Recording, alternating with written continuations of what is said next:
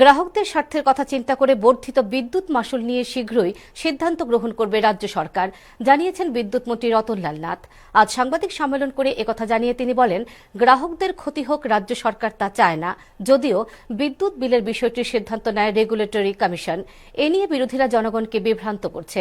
অন্যদিকে smart meter ইস্যুতে তিনি জানান, 2015 সালে স্মার্ট মিটার লাগানোর জন্য 80,67,757 টাকার ওয়ার্ক অর্ডারও বেরিয়েছিল এবং 2017 সালে বামফ্রন্ট সরকারের আমলেই রাজ্যে স্মার্ট মিটার চালু হয় এবং পরবর্তীতে এই স্মার্ট মিটার নিয়ে বেশ কিছু অনিয়মের কথাও তুলে ধরেন তিনি।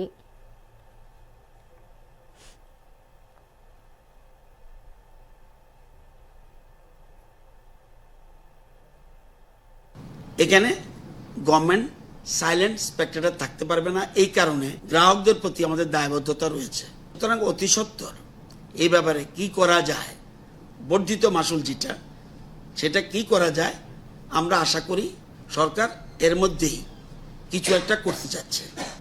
প্রতিপক্ষ যারা আছে ঘোলা জলে মাছ ধরার জন্য একটা প্ল্যান, এই ঘোলা জলের মধ্যে বলে দিচ্ছে এবং বেশ কিছুদিন ধরেই এর আগেও বলছে যে স্মার্ট মিটার কেন বসাতে গেল 9 July 2017।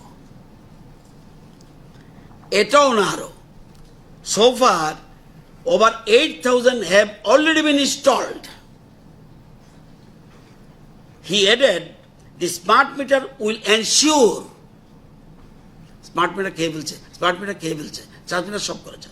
The state government of Tripura has decided to install smart meters across the state.